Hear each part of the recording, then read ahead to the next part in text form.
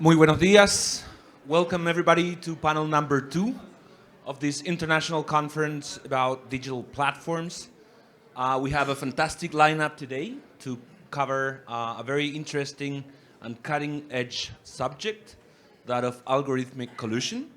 I would like to start by thanking the organizing institutions, USC Marshall, Universidad Adolfo Ibáñez, and Universidad de Chile, for putting together this second version of what will probably be the most important conference in the region soon. It's an honor. Worldwide? Okay. At least in the Americas. It's an honor to be here moderating this panel. We'll cover several different questions. First, starting with what precisely means algorithmic collusion. Are there any relevant distinctions we should bear in mind when we talk about this important subject? What are the most important trends around the globe? What are the most important cases? And what are the challenges we have ahead? Those are some of the questions that a fantastic panel I have here today with me will cover. As you will see, they have very diverse backgrounds, and they come from different places in the world, so they are willing to share their experience from all over the globe, and that's a great thing for us. Let me start by introducing them. On your left, it's Aditya Karanam. Aditya holds a PhD in management science with a specialization in economics of information systems from McCombs School of Business at the University of Texas at Austin, and also a Master of Science in Economics with a focus on econometrics from the same university. He is currently a professor at the University of Texas at Dallas. Previously, he was an assistant professor at the University of Singapore, a researcher at the Indian Statistical Institute, and the Indian School of Business. So welcome. Then we have Natalia Caroprese. Natalia is a lawyer from the Pontificia Universidad Javeriana in Colombia, with a master's in economic law from the same university, and also an LLM in commercial law from Erasmus University, Rotterdam in the Netherlands. She currently serves as senior regulatory counsel and in Mexico and antitrust counsel for Latin America at Uber. And she's the former vice president of the Center for Competition Law Studies. So welcome, it's a pleasure to have you here. Then we have Tilman Kuhn. Tilman is a lawyer from the University of Bonn. He holds an LLM degree from the University of Amsterdam, and also a PhD in law from the University of Cologne, if I pronounce that, Cologne. Colonia, I mean. He is a partner today at Latham Watkins, where he advises on complex antitrust matters, including mergers and foreign investment control. He has extensive experience before the German Federal Cartel Office, or Bundeskartellamt, there's better, the European Commission, and both German and EU courts. He is also co-editor of German's leading antitrust law journal. So welcome, Tilman. Then we have Beatriz Mejia. Beatriz is an attorney from the University of California, Berkeley School of Law, and also Bachelor of Arts in Political Science from the University of California, Los Angeles. She is currently a partner and head of the Northern California Commercial Litigation Practice at Cooley LLP.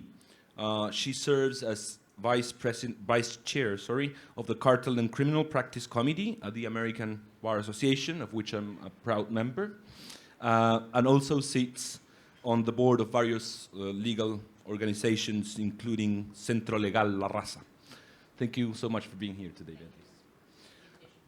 And last but not least, someone from home, we have Eugenio Ruiz Tagle. Eugenio is a lawyer from the Pontificia Universidad Católica de Chile with a Master of Law from University College London, and also, interestingly enough, Master of Science in Computer Science from Birkbeck College at the University of London. He served as deputy head of the Anti-Cartels Division at the Chilean National Prosecutor Office, or FNE, together with me, between 2017 and 2022. And he is currently a contributor to the Computational Antitrust project at the Codex Center of Stanford University. So thank you for being here, Eugenio. Let's start setting the stage. What precisely do we mean by algorithmic collusion or tacit algorithmic collusion? If we can start with you, Tillman, defining the concept for the audience that may not be familiarized with it. Thank you very much, and once again, thank you for the invitation. Quick disclaimer, all views are personal, not to be attributed to my firm. I think that goes for everybody here. Also, thank you for the kind introduction. You obviously forgot one very important piece of information. I've also practiced in front of the Fiscalia and negotiated with Felipe. First of all, the first merger filing under the new mandatory regime and the remedies in Dow DuPont. Of course, our current encounters are much more pleasant than the encounters at the time. And I know KJ is also represented. They're laughing for the same reason. So thank you very much. Again, really great to be here. Aditya will go into some more details in terms of the types of algorithmic collusion we can think about. But to my mind, the basic distinction really is, are we talking about an algorithm, let's say software, that helps implement, enforce an existing agreement, or as we call it in Europe, there's something below the level of agreement. I'll talk about that in a second, a concerted practice. Or are we talking about software that creates such an agreement, right? And that's, I think, the seminal question. At what point are we talking about software kind of on its own creating collusion, and how do we deal with that under current legislation, maybe future legislation, maybe regulation? So just speaking as an EU lawyer here, we have two ways of looking at this multilateral conduct. So we're not talking about unilateral. Danny and others will talk about that later, I think. But it would be you need an agreement or what we call a concerted practice. Agreement is quite easy, a concurrence of wills between at least two independent enterprises. Concerted practice is a more elusive concept. It's really talking about some sort of a cooperation between at least two independent enterprises, and we're really talking about the horizontal context, not the vertical context, that doesn't reach the level of an agreement, but it knowingly substitutes practical cooperation for the risks of competition. So this is all about independent competitive behavior, and the difficulty here is that the case law is very clear that what we call tacit collusion is lawful. It is completely lawful to monitor your competitor's behavior and adapt yourself intelligently to that. And in a world where us consumers, and I'm thankful for Danny mentioning that in the introduction, where it really matters to consumers, we benefit strongly from transparency in the internet, from the ability to compare prices, from companies following each other's price decreases, so everybody decreases prices. But where does that lead to an outcome that we don't like anymore? As long as I do that independently, it's fine. But as soon as there's some sort of a direct or indirect contact, and the indirect part is the difficult one, then there may be an unlawful concerted practice. And that's really the distinction we need to draw. And this is the seminal question then for the self-learning algorithms. When do we say this is actually kind of like indirect contact between enterprises to adapt their conduct on the market? Thank you so much, Tillman. Eugenio, what's your take on this? What do you think we should understand for the concept of algorithmic collusion or algorithmic tacit collusion? Bueno, hola, primero que nada, muchas gracias por la invitación. Estoy muy contento de estar en este excelente panel y de ver de vuelta a tantos amigos. I'm going to switch to English now, just for the sake of the flow of the conversation. So I want to start even back from what Tillman was saying. So basically what we're talking here is a firm that uses software for decision-making that's interesting for antitrust law. So whether developed by itself or by a third party.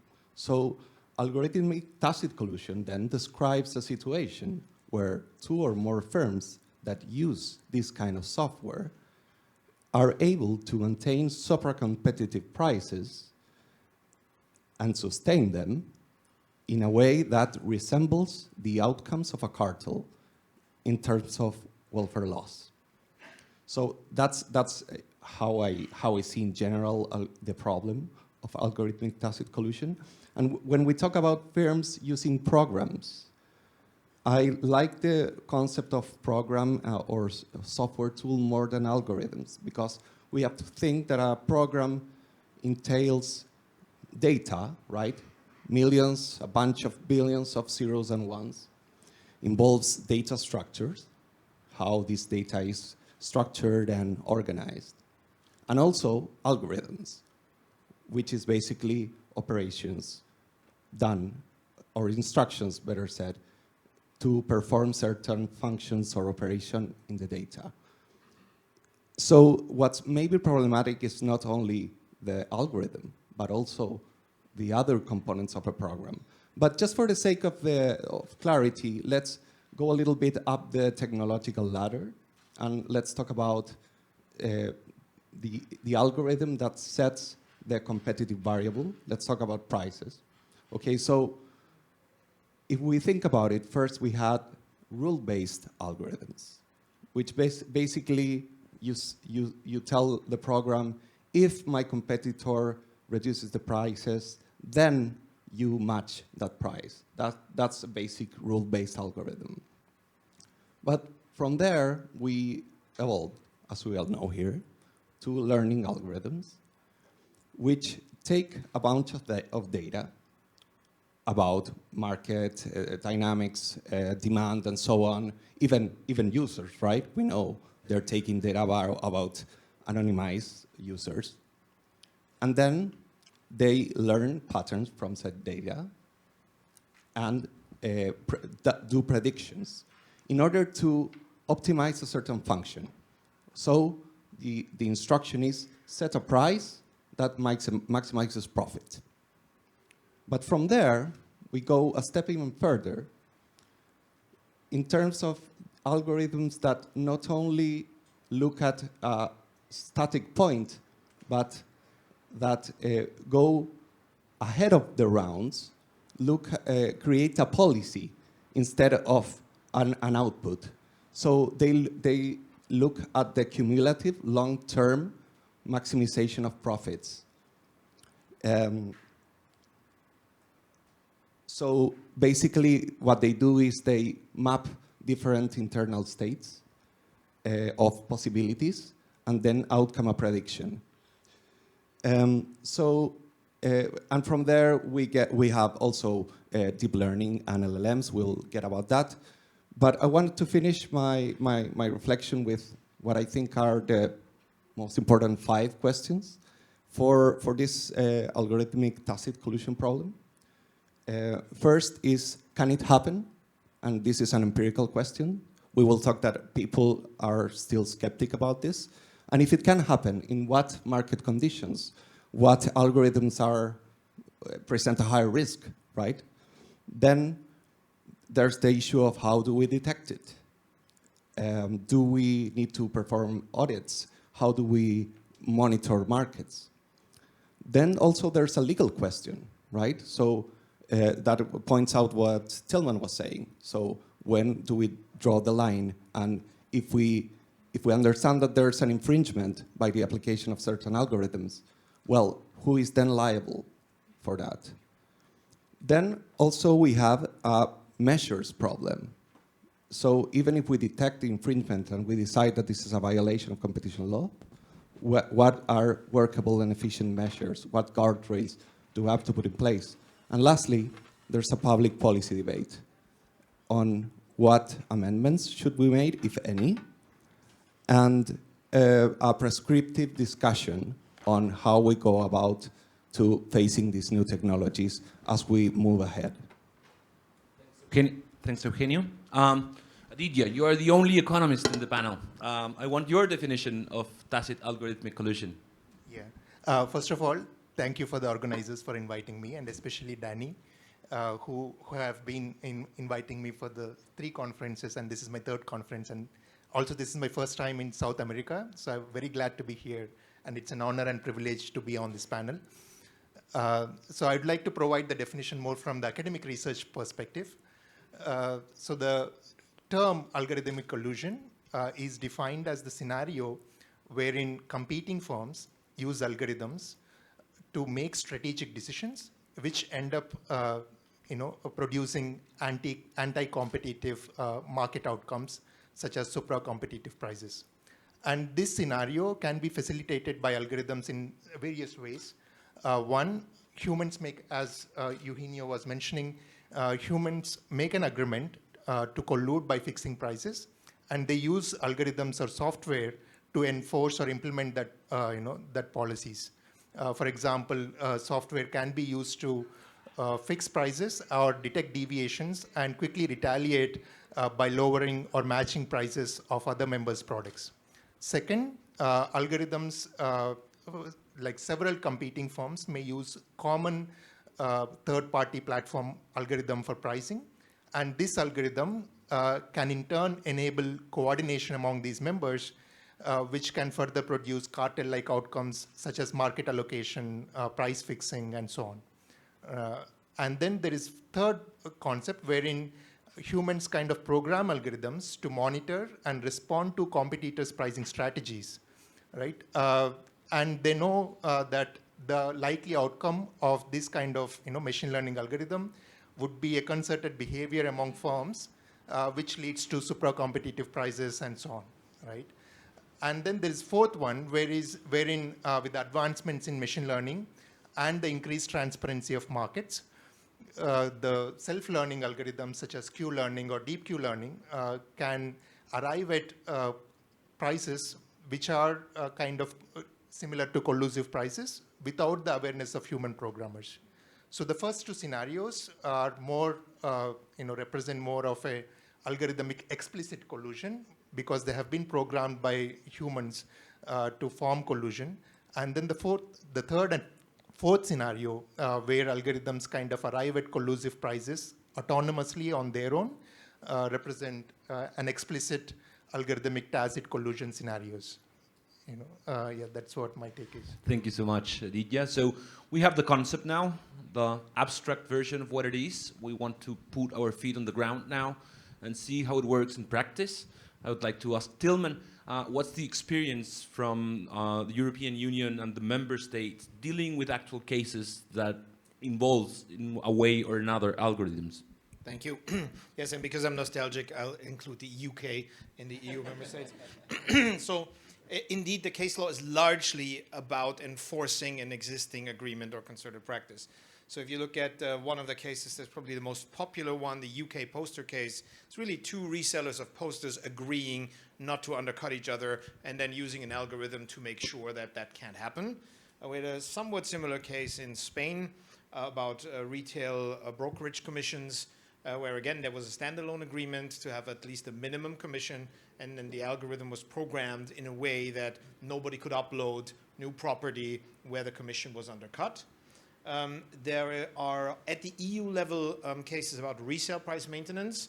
I've been involved in those, and let's say the most staggering example was really that because you have the retailers scraping each other's websites and offers and proposing internal pricing rules and algorithms to make sure I always want to be 1 cent below Amazon, or I want to be in the number 1 or top 3 spots on this price comparison website. The problem that some of the suppliers had to raise the resale price level to what they liked better was really that once somebody decreased the price, the downward spiral started. So there was actually communication between the supplier and the retailers that everybody increases back to the official recommended resale price Monday, 12 noon sharp, because otherwise it couldn't work, right? Otherwise the downward spiral would start again. And this is kind of interesting in terms of what Aditya said. I do program my algorithm to be at the same price as my competitor. Does my competitor know that? Well, they will observe over time my pricing behavior is always matching theirs. Is that enough for an agreement? It's a very, very tricky legal question. So far, the agencies in the EU aren't touching that because it's clear that it's my independent decision to price at their level. And for another product, I may price always below them. Who knows, right? The closest to what I would get in terms of algorithmic collusion in the narrower sense is the E2RUS case, which is a booking platform used by several independent travel agencies.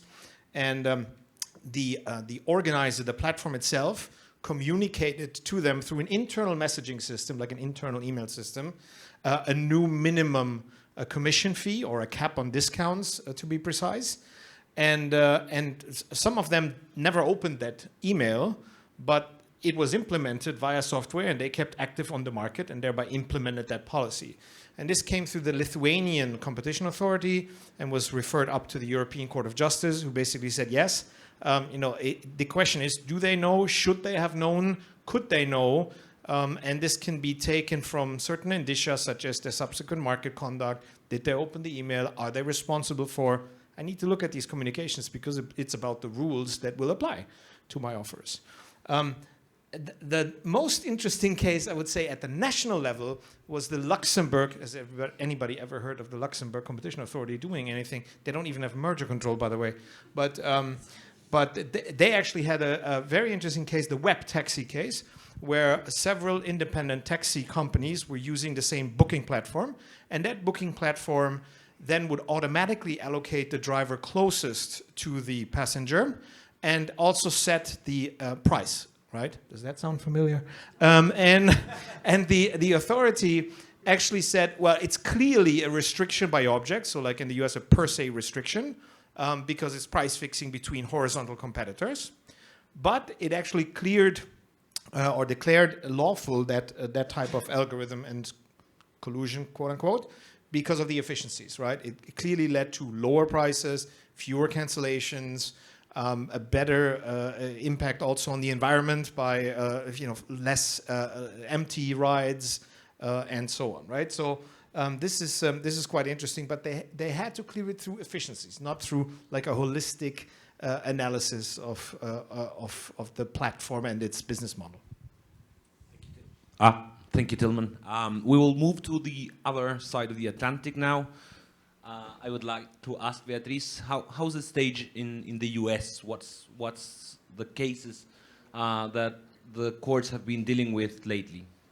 Thank you, Juan. And first, I want to thank the organizers for the invitation to this year's conference. I'm delighted to be here this year. I was unable to make it last year, but thank you for the invitation. And as Tillman said, my comments today are my personal views, not those of my firm.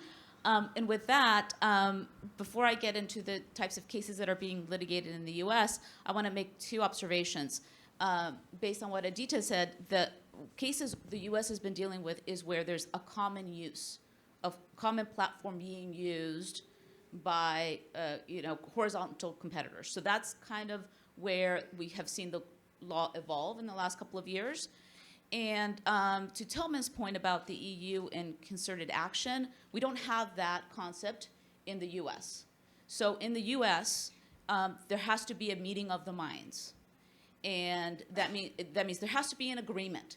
And it can either be a direct agreement where you say, we've agreed to fix prices, we agree to use this software, and this is the signals we'll use with one another, and these are the rules of our agreement. Or there is indirect evidence of an agreement, and the courts there focus on indicia of the existence of that agreement. It's close in concept to concerted action, but as I understand, Tillman, in a concerted action case, there is no agreement necessary. In the US, you have to have an agreement, and the courts look at other conduct that may show that agreement, and it's the so-called plus factors. And so much of what we've seen in the US in algorithm pricing has been on the use of a common software and the focus on these plus factors. So with that, these principles have been used by the courts in these cases. So I'll first take cases that have been brought against Las Vegas casino hotels in Las Vegas and Atlantic City, where they shared an algorithm software to set the prices of their hotel rooms. Both cases were dismissed by the courts because they had failed to plausibly allege an agreement. There was no evidence of a direct agreement, but they were looking at what is the indicia of the agreement. In several of those cases, the district courts found that plaintiffs had failed to sufficiently allege the existence of a plausible agreement for the following reasons. The conduct was not actually parallel, right? There was no evidence or there was no allegations that the defendants started using the algorithm software at the same time. In fact, they started using it over a period of time, sometimes spanning 10 to 15 years. So there was no parallel conduct. 2, plaintiffs failed to allege that the algorithm pricing recommendations that each defendant received included non-public, competitively sensitive data from their competitors. This is very important to the courts, as we've seen in evolving cases, as to whether a case can be made that there was an agreement on algorithm pricing. And then 3, plaintiffs have failed to allege that the defendant had all agreed to be bound by the pricing recommendations. Again, there was no indication of that. So all of these defects in these cases led one of those courts to declare, even drawing all inferences in plaintiff's favor, the allegations to the effect that hotel defendants agreed to license the algorithm software over the course of some 10 years merely suggests the hotel defendants had a similar reaction to pressures within an interdependent market or conscious parallelism. Conscious parallelism, I think Tillman got at that in the EU, is where there's nothing wrong with observing your competitor's behavior, responding to it, or even acting in parallel to it. Taking lockstep prices in response to what you see, that is completely legal. It's called conscious parallelism, to be differentiated from where you have an agreement that is shown either through direct evidence or these indicia that we've talked about. So that's one example of it's a set of cases, but that's one example to be contrasted where in another case, the court did find that the allegations were plausible. And this is the RealPage case that, it's a leading case in the US. It gets a lot of attention. It involves the rental apartment complex. So, you have owners of multiple apartment complexes, and it's the use of algorithm software in the setting of those prices. In this case, the court found that there were plus factors sufficiently alleged to deny the motion to dismiss. And these are some of the allegations that were deemed sufficient. There were public statements from real estate executives that the algorithm provider, RealPage, promoted in its marketing materials, and the executives took note of it, that the algorithm software helped competitors work together to make us all more successful in our pricing, right? That seems. There was statistical and direct evidence, also in the form of public statements, of parallel changes in revenue pricing strategies among the defendants. They went from traditionally prioritizing high occupancy of rental units to maximizing revenue through higher pricing. So in public statements, they showed there was a strategy that was sort of consistent with one another's. And importantly, and I think I noted this earlier, there was allegations that the RealPage, the algorithm software provider, incorporated competitors' non-public competitive sensitive information into the algorithm pricing recommendations.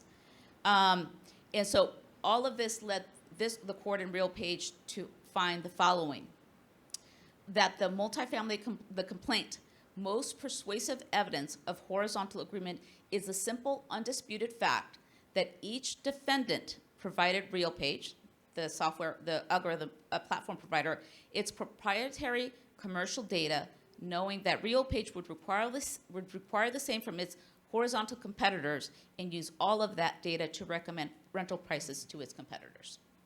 So I hope in illustrating these two analyses, the importance around plus factors, in particular, the knowledge, the provision of confidential proprietary information to the platform with knowledge that the same is being done by the other competitors.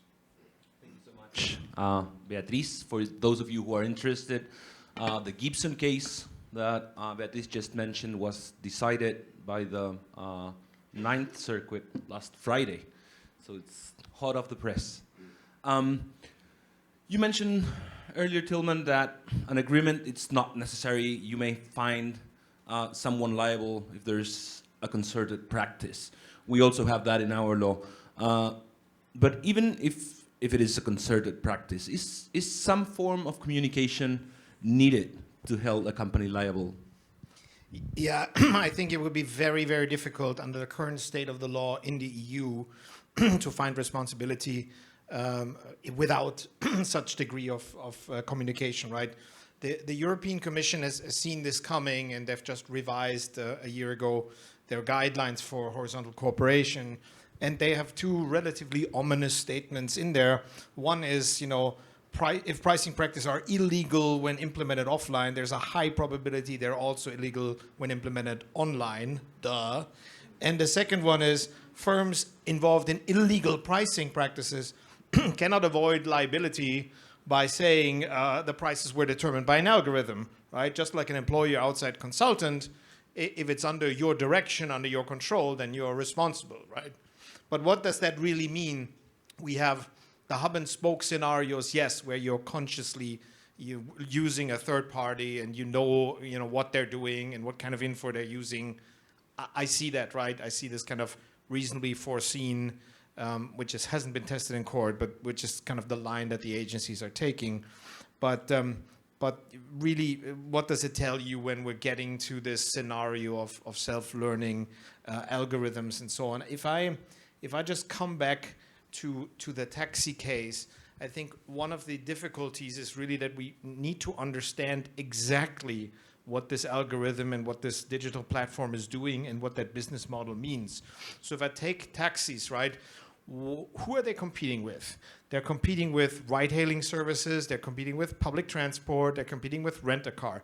And everybody who's using that taxi platform is contributing to the value and the reputation and the competitive success of that platform. So if I price low as a taxi driver on this platform, that increases, that improves the reputation of that platform as a low-price platform. If I do the opposite, then more people may move to a ride-hailing service or public transport. And so in a way, what we're actually seeing is that these drivers aren't competitors, they're complements. At least that's what many smart economists would do. Aditya may agree or may not agree, but some of your peers do say that. And so in a way, you could say, we don't even have an anti-competitive agreement or contact there because we're not talking about competitors. And I don't need to get through efficiencies and so on for which the parties bear the full burden of proof to get to the intuitive result that we all kind of think, you know, it's the right result. This isn't anti-competitive. And we have the natural experiment in California where one ride-hailing service actually tried to let the drivers set their own prices, which led to 120% more cancellations, more empty rides, and overall higher prices, right? And so we really need to fully understand and do like an integrated analysis of the pros and cons and the competitive effects here, which is very tricky on the EU system, which has this split between restriction of competition and efficiencies with different burden of proof. It may be easier under a rule of reason approach. But last point, and then I'll shut up. If we get to that point that we feel like the outcome is bad, but I don't have anything that is really communication, then I need to think about, do I need to change the law? And what is the standard then? Do I have any predictability? Or am I talking about regulation, like we had with interchange fees, with roaming fees, with other things? I'm saying, I want to prevent this outcome, but I'm not going to fine the companies. It's going to be regulated. Thank you so much, Tillman. You mentioned hub and spoke collusion, which is involved in most of the cases that involves algorithms, mainly because pricing decisions are many times or oftentimes given to a third party. What's the status of those third parties that run the algorithm, that are not the actual companies colluding, Beatriz? So I think there's real risk there, as as illustrated by the RealPage case, and there are some conduct that increases the risk for that third-party platform provider. It's, how are they marketing their software? Are they proactively allowing users to match their competitors' pricing or reduce competition? In the RealPage case, there was marketing materials that made it clear that it could help you meet your competitors' pricing. Again, how are they marketing? If they highlight the fact that it allows coordination, that's a problem, obviously, or increases risk. What inputs are going into the platform? Is it non-public information, or is it non-public sensitive information that's coming from the users of the software and the platform? That, if it's non-public competitive information, and that increases the risk. And then thirdly, how aggressively is it insisting that its recommendations be followed or adhered to, right? Again, the third-party provider has an ability to override or have a say in that. If the more involved they get in the user's decision or just not to follow the pricing recommendation, impacts the risk. So there are things that a third party can do that increases the risk, and I think RealPage, as we've talked about the facts a little bit, really is an illustration of that. Aditya, what's your take on this? What's the role of these third parties? So I'd like to echo what Beatrice was saying. It's a complex question, and we have to look at the price delegation. And sometimes the third-party platform itself could be exploited, that the sellers could communicate with each other through these machine learning algorithms that are provided by third party. And it has to be checked whether third party is aware of these communications. And I would like to add additional layer of complexity to it by saying that not all algorithmic tacit or explicit collusion should be considered as unlawful or illegal, right? There are scenarios where collusion can also improve consumer welfare. And I find this in my research where we examine the collusive behavior of bidders in advertisement auctions. And we find that this collusion reduces the cost of advertisement, which can lead to an improvement in product quality, or simply it can inform the consumers about the product variety that is available in the market and help them make informed decisions and so on, right? So there are scenarios where algorithmic collusion can also improve consumer welfare. And it is important that competition authorities should kind of encourage, using AI algorithms for pricing in those certain scenarios, even though, they may be even if they are coming from these third-party platforms. Thanks, Aditya. Natalia, finally your turn. Yeah. What's your take on this? Thank you so much again, everyone, for inviting me here. I'm honored to be with you in this panel. Again, my opinions are my own, do not represent my company. That's important if I want to keep employed. Oh my gosh, as everyone here. So, of course, depending on the jurisdiction, there are different rules. And even if in LATAM we've kind of followed very similar rules, there are certain jurisdictions that this kind of conduct can be, well, the third-party pricing algorithms may be liable as facilitators if they materially contribute to illicit agreements. In other jurisdictions, they shouldn't be, following the legal rules of the relevant countries. And they could also be directly responsible if competitors' decisions stem from the provider's recommendations or obligations acting from influence. So again, this depends on the relevant rules. What I've seen is that we may tend to face a kind of strict liability when dealing with these sort of activities that are kind of unknown, or we need the help of highly expertise in these matters. And of course, we need to remember that in most of our jurisdictions, imposing sanctions and competition law is a sanctionatory law in principle. So imposing sanctions should align with due process, and this due process should be aligned as well with administrative and criminal law principles guiding due process and the respect of the relevant rights. So in various jurisdictions, it would be necessary to have like a proof of conscious participation, given this fact that it may, again, lead to strict liability if we don't follow those.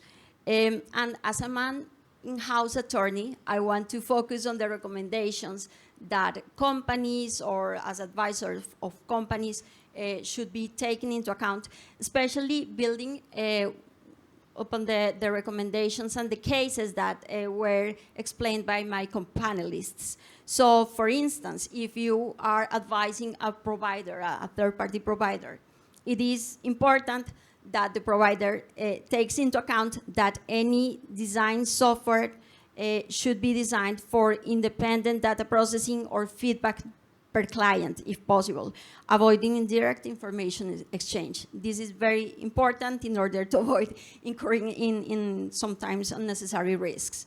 It is also important to take into account that they should avoid marketing tools as price alignment, as the case that Beatriz explained, or market stabilization mechanisms. Sometimes they are not truly aware that the things that they are trying to communicate may fall within antitrust risks. So it is very important for them to bear this in mind. And they should also offer clear guidelines for algorithm configuration and responsible use, as well as properly document all the safeguards and also include the relevant clauses in the contracts. Also, it is important to implement audits or protocols to detect and correct algorithmic collusion patterns. And this was for third-party providers. For users or firm users, the mitigations could entail maintain active human oversight of pricing decisions based on internal parameters. Do not rely solely on the information provided by these kind of tools. Document commercial justifications for algorithmic recommendations as well. Implement clear internal policies and provide competition law training. This is, again, very, very important because many firms may be incurring in risks and they are not aware of these sort of risks.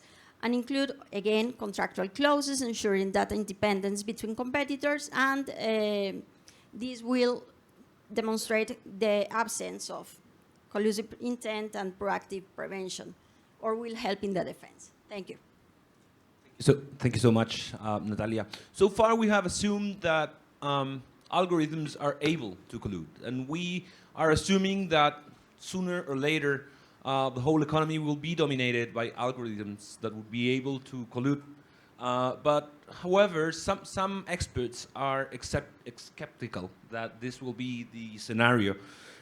They argue that real-world learning algorithms are unstable, that they can't sustain collusion, or won't coordinate without being deliberately designed to do so. Some also argue that algorithms can collude only when prices are available and transparent in the market. Eugenio, how would you respond to these objections? Well, I wouldn't say respond, considering Theo Schreppel, who is the head of the Computational Antitrust Project, has written a paper, actually, unfolding the skeptic view. So I'll just mention my personal views on this. So I think this is an empirical question also, that the answer might not be the same for different markets or different algorithms. I think that the notion that deep learning algorithms will never be able to sustain a super competitive price is too optimistic. I also think that the expansion of digitalization and transparency in the markets and the frequency of the interactions we're seeing is a phenomenon that will be making markets more prone to be oligopolies and therefore be more prone to algorithmic collusion. And lastly, it might be true that that algorithmic collusion will never be so stable as an explicit agreement. I think we can all agree on that. But the question is there any harm there that we should be concerned about, right? So even though it might be not as stable, there might be significant harm on welfare laws that we should still pay attention to it. Thanks, Eugenio. Aditya, what's your take on this? What would you say to these people who's skeptical? So I would say, yes, it has been hypothetical as of now. Even in the research, there has not been any real cases that have come out where there is this self-learning algorithmic tacit collusion. But however, in the research on economics and computer science in the area of AI and collusion, there have been several studies which have established collusion can persist in varied scenarios like dynamic pricing, first price auctions, second price auctions, auctions with budget, without budget, with information, without information. And and then with different types of algorithms like Q learning, multi-armed bandits, deep Q learning, and so on. So I think the other problem is that because of the pervasiveness of these algorithms, right? Because of the expansion of digital markets and digitization of every traditional industry, so these algorithms, pricing algorithms, can become more pervasive, even though there may not be any agreement as such. But the fact that there is this concerted behavior and consumers have to pay higher prices, that can be more detrimental to the society at large. Thanks, Aditya. We'll move to LLMs now, a different kind of LLMs that you might be thinking of as lawyers. We're talking about large language models. Beyond traditional pricing algorithms, do you see, Eugenio, that LLMs or autonomous agents as introducing new risks in this area? Could they lead to novel forms of coordination or complicate today's enforcement any further? Well, they say 2025 is the year of agents, at least in San Francisco. I don't know, Beatrice, if you have heard this or not. I have not, but Okay. Anyway, so as we all know, LLMs are trained on text, right? Unless we're talking about multimodal LLMs, which are another story. But if we think about a pricing agent that's trained on text, this means that it can eventually understand the semantics of news reports that might, for instance, talk about a price shock or understand customer reviews, etc., which give them a broader context. They can also be prompted to understand game theory or strategic reasoning, which is also something that's new. And finally, they have a context window, so they can be augmented by proprietary data. And I think most importantly, this deep learning pricing software or solutions are quite expensive. And connecting an API to Claude or ChatGPT can be done with relatively low programming skills. So we can see even a small retailer adhering to this, building some form of agent to decide on pricing. The software is there. I mean, there are open source frameworks to construct agents and connect to your internal databases or to connect to market conditions or to other APIs or to other agents. So we can have inside a firm a chorus of different agents that are performing different tasks. So in the sense of what brings us here, I think this brings risks, and it also has maybe a bright side too. So in terms of risks, I think it's obvious if these algorithms work as well as other deep learning models, they can definitely be a source of tacit collusion. And also a topic that I think is very interesting, called there's a book called The Alignment Problem that unfolds it and explains this quite profusely.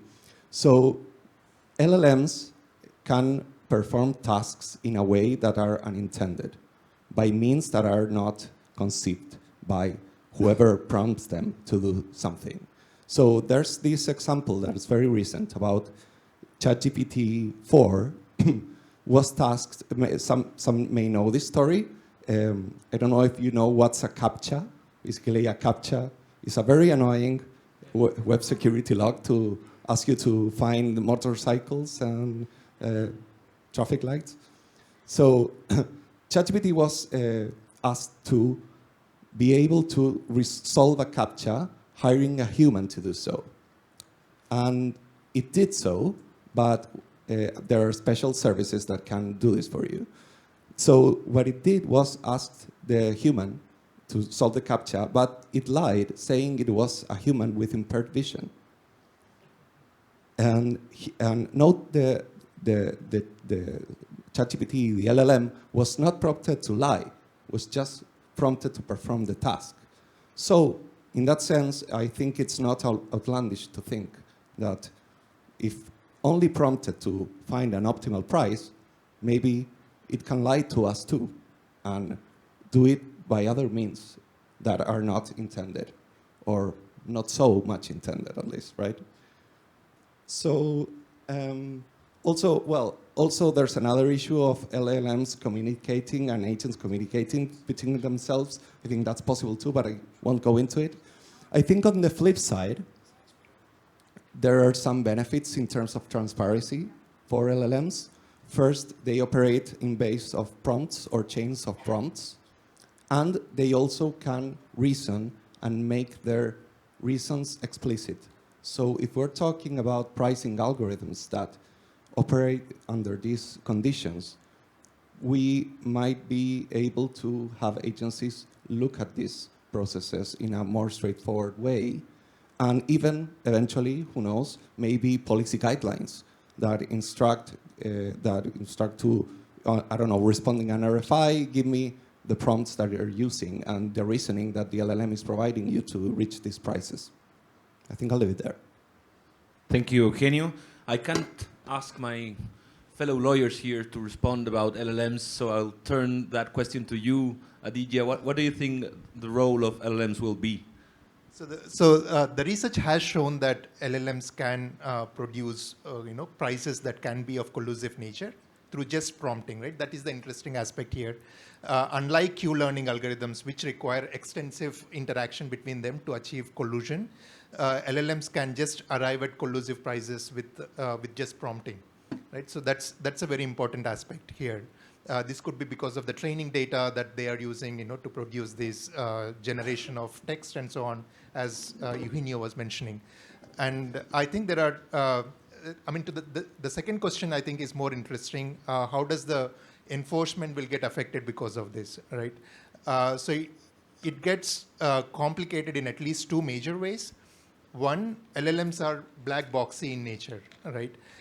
So the research in computer science regarding explainable AI is still at a very nascent stage. And so what that means is even when the competition authorities gain access to the source code and the entire training data of these algorithms, they will not be able to identify a specific set of instructions in the code or a specific document in the training data that led to this collusive behavior, right? So it's very difficult to identify, even though they have access to source code, the source of this collusion. And the second part is that the end users or the sellers may not be able to gauge the intention of LLMs, right? In fact, in the same research, they do ask LLMs directly whether LLMs engage in concerted behavior, and they just replied back reassuring that they would never do so. So it's enforcement would be very complicated in these scenarios. Thank you, Aditya. Natalia, we don't have every day the chance to talk to antitrust authorities. We have a few very distinguished in front of us. What do you think are the main challenges authorities have ahead to detect and to prosecute successfully algorithmic collusion? For sure. And yeah, as you mentioned, we don't have always the pleasure to talk with authorities or being in the front row with them. So yeah, of course, there are a lot of challenges that authorities and I would say also defendants would face when dealing with this sort of new technologies and how to prove specifically tacit collusion involving algorithms. One is that still due process standards are applicable. We are dealing with new technologies, we are dealing with a highly specialized type of law, which is antitrust law, but anyway, those decisions would eventually get reviewed by courts, and courts are not as specialized as antitrust agencies, and all the proceedings and the information and the evidence gathered must be eventually reviewed under the due process guidelines. And that, of course, varies depending on the country. I must stress that because in LATAM we have some countries that have or have granted more powers to the authority, to the antitrust authority, and courts tend to be more aligned with the decisions that the authority take. But other countries are not that, and of course this supposes a different level of challenges those authorities and the firms are going to face. So in algorithmic collusion, of course, technical evidence may become stronger. And we may have the need, as if I'm not wrong, Juan mentioned, to involve not only lawyers, not only economists, but also people that understand how these algorithms work and that can also analyze big data and have this sort of understanding. So we need to make sure both the authorities and the firms and the law firms that are involved in these sort of cases, we need to be humble and understand that this is something that we may not get to know and is constantly evolving, as Aditya said. So it is something that in Spanish we may call a mango con arroz, which is, we don't know what it may be and where it can reach. So it is very important to make sure that we take advantage of those tools, additional tools.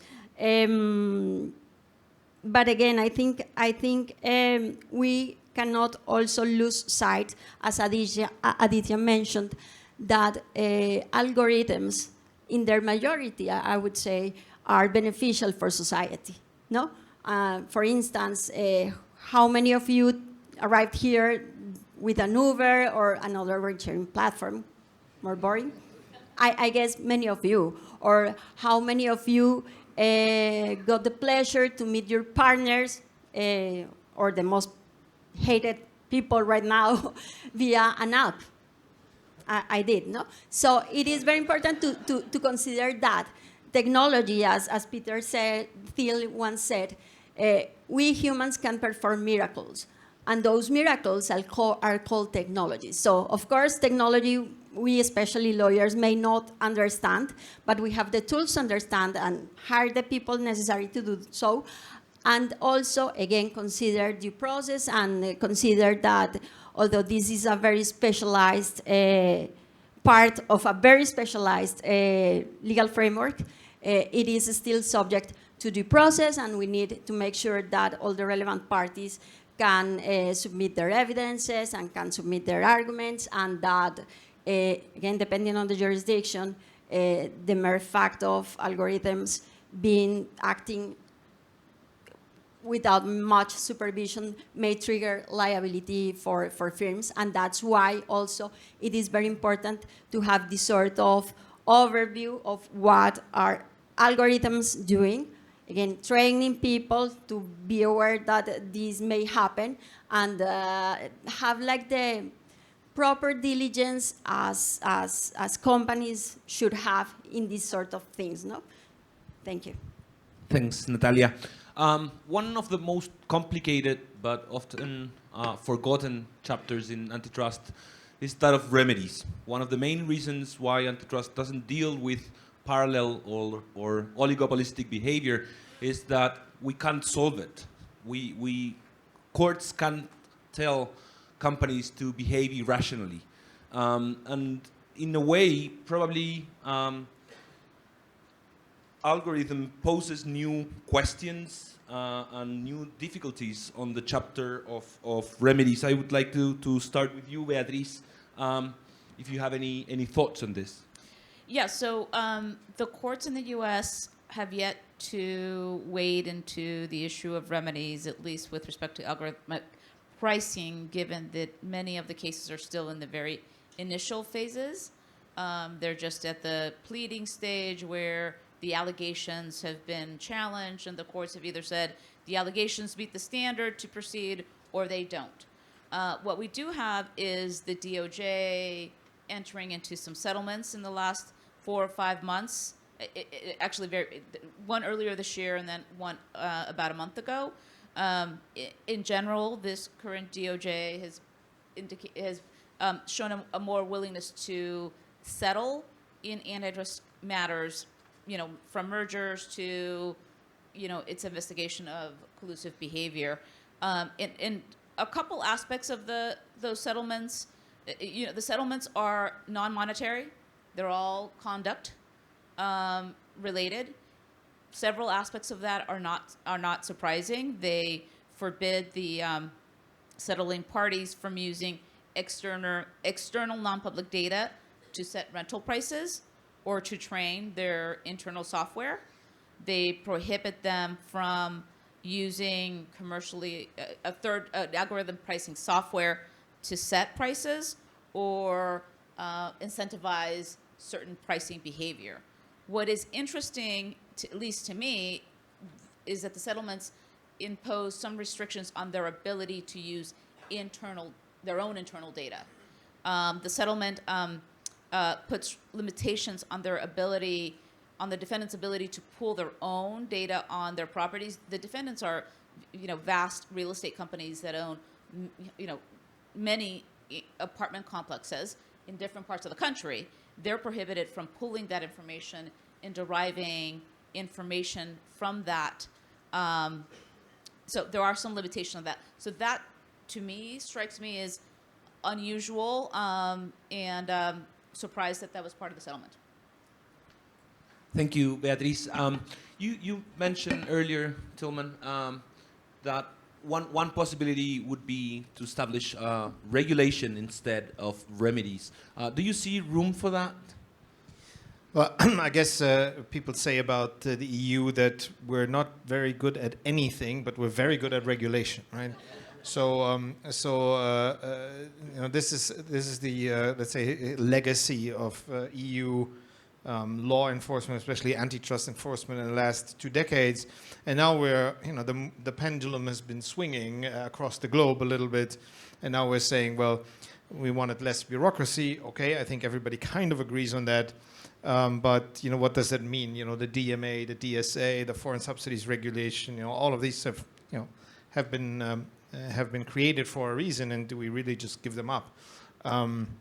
Do we come up with new regulation? I think right now there's no strong desire for that, and I think for algorithmic collusion we still need to see more evidence of negative effects on the market that we cannot tackle under the traditional and with the traditional tools. We do have, we're talking about this in the first panel, sector inquiries that can, do a proper analysis and then decide what to do with it.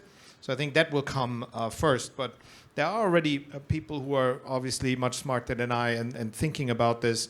And I really think we need like a holistic consumer welfare-based analysis of the pro and anti-competitive effects and try to distinguish certain categories of conduct that tend to be negative and deserve regulation. It's still a pretty important step, pretty strong sanction, and it comes with additional enforcement work and potentially litigation. So we're still a ways away from that, I think, but it may be the ultimate solution. As I think Andreas Mund once said, we try antitrust, and you better comply, otherwise there will be regulation. And now he says we've got regulation, you better comply, otherwise we're going to have structural remedies. And let's see what comes next. But I think in algorithmic collusion, we're not there yet. Thank you, Tillman. Aditya, what's your take on this?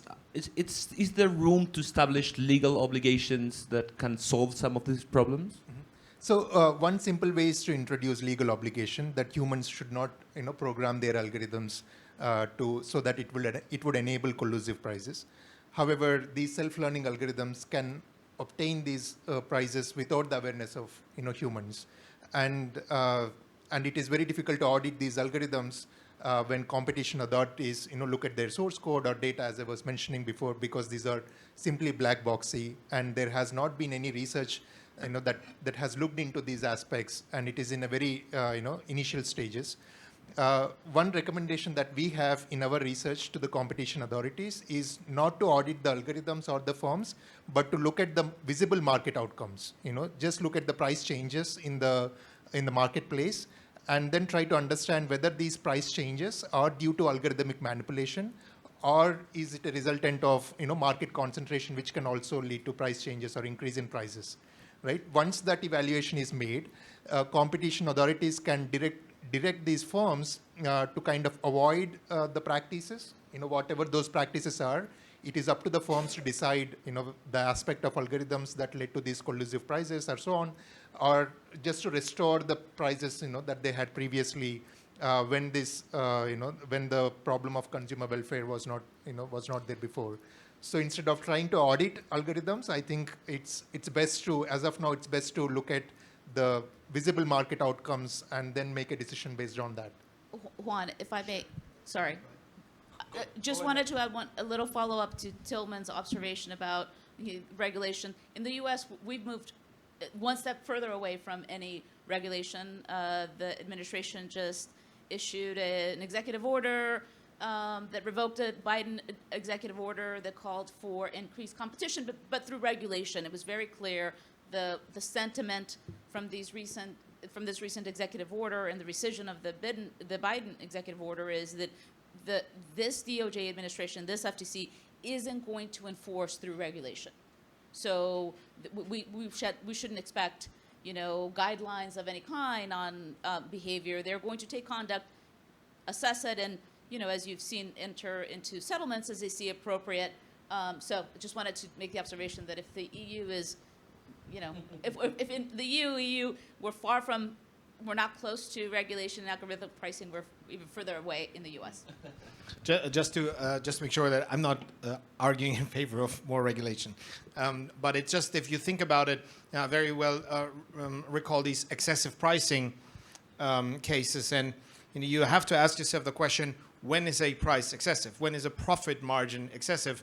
And that's not the same across every industry. And what is a fair profit for the R&D investment you made and the risks that you took and the cost of capital and so on. So I really thought it's very hard for competition authorities to deal with these cases. If there is an issue with pricing in certain industries, politicians should bear the responsibility to say, I want a lower price level, I go with legislation or regulation. That's my only point. Just a quick reaction to Aditya. So do not program your algorithm to lead to collusive prices. So obviously, I wouldn't recommend to a client to say, program your algorithm to say, I want the prices that are best for the industry as a whole, for all of us competitors, right? Certainly you wouldn't do that. But if you program the algorithm to say, give me the best price, the best overall margin and revenues, that may be actually a relatively collusive equilibrium. And is that unilateral conduct then, or is it collusion in terms of an agreement or a concerted practice? That's just extremely difficult, right? So I think we'll have to see, and probably the case law will make us see the types of categories, the types of patterns where we can determine, we can observe those types of cases lead to anti-competitive outcomes. Please, Natalia. Thank you. From a regulatory perspective, I think we should also take into account the state and the needs of our countries here in LATAM.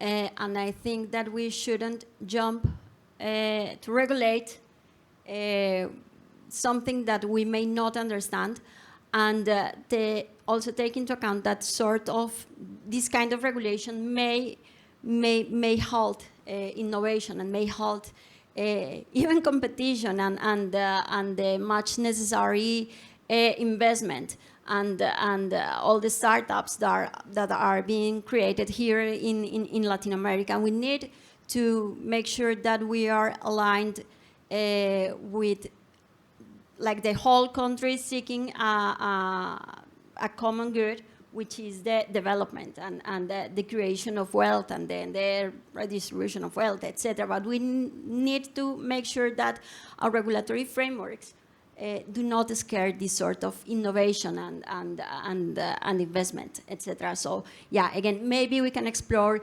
regulatory sandboxes if necessary, maybe something like that to provide also the firms more clear legal standards or framework, but we should take that into account. Thank you. Thank you so much, Natalia. We didn't cover all the questions we had, but we ended up with a lively, unprepared discussion, so that's a good thing. We don't want to interfere with your lunch. One final remark. If you are interested in this subject, there are lots of materials at the SECO website that you can visit. Many of the things that we have covered today, you can find it there. So thank you so much to the panelists again. It was a very interesting discussion, and we hope to see you all next year.